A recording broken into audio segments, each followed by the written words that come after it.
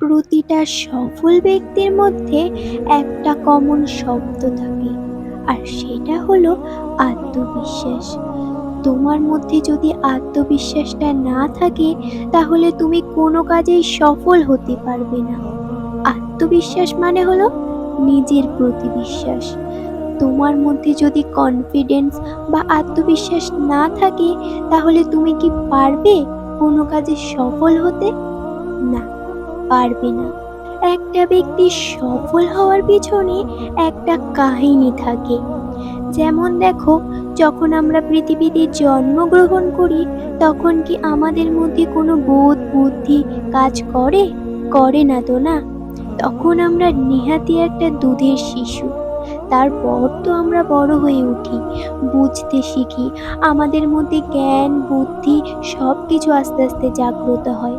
ঠিক তেমনই তুমি যখন কোনো কাজ প্রথমে শুরু করবে, তখন কি তুমি প্রথম দিনেই সাকসেস পাবে? না, পাবে না। সেটা সম্ভবই না। কারণ কোনো মানুষই একদিনে সফলতা পায় না।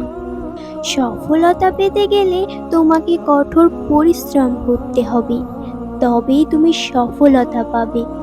সফলতা পাওয়া এতটাও সহজ নয় বন্ধু।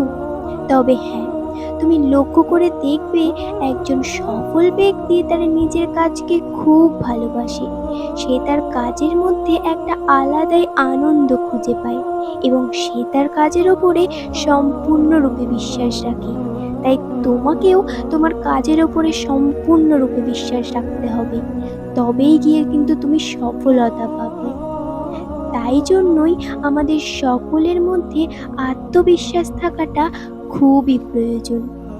তুমি জীবনের যে কোনো মোড়েই থাকো না কেন, তুমি যে কাজটা করবে তাতে কিন্তু তোমাকে নাম্বার ওয়ান হতেই হবে।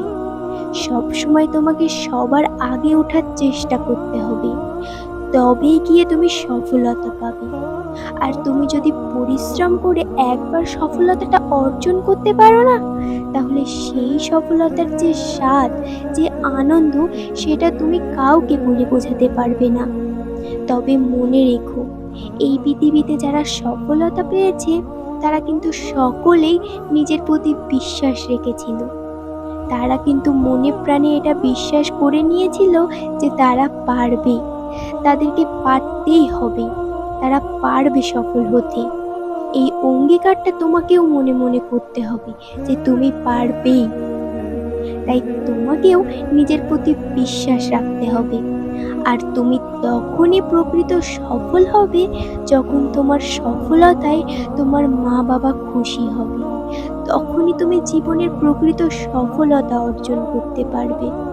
তোমাদের যদি আমার কথাগুলো ভালো লেগে থাকে, তাহলে তোমরা সকলে আমার পাশে থেকো। সকলে সুস্থ থেকো, ভালো থেকো।